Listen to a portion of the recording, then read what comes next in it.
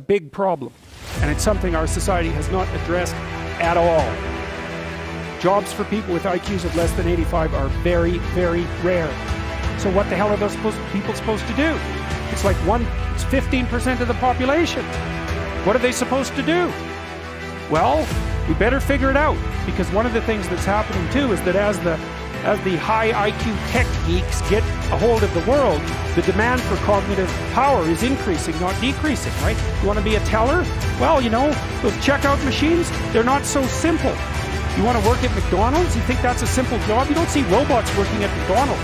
And the reason for that is that what McDonald's workers do is too complex for robots to do. It's illegal to induct anyone into the U.S. Army if they have an IQ of less than 83, right? It's about 10% of the population. Because the U.S. Army, they've been doing IQ testing since IQ testing began, because they want everybody they can possibly get into the Army, because in peacetime, they use it as a way of moving people up the socioeconomic ladder, and in wartime, well, obviously, you need as many soldiers as you can get your hands on. And so you're not going to be any pickier than you have to be. So when the U.S. Army says it's illegal to induct anybody into the armed forces if they have an IQ of less than 83, then you know that they've done it for absolute necessity, right? And when people have made a finding that contradicts what they want to hear, and they're doing it out of absolute necessity, you can be reasonably true that it's one of those facts that just won't bloody well go away. And so you might think, well, if there's nothing for someone with an IQ of less than 83 to do in the Army, what makes you think that there's something that they can do in the general population?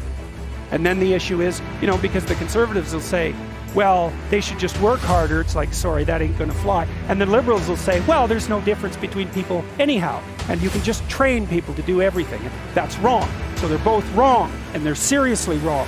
And the fact that neither side of the political perspective will take a good, cold, hard look at this problem means that we're going to increasingly have a structural problem in our societies, because we're complexifying everything so rapidly that you can't find employment increasingly unless you're intelligent. You guys are really going to face this, you know. Lawyers are disappearing like mad.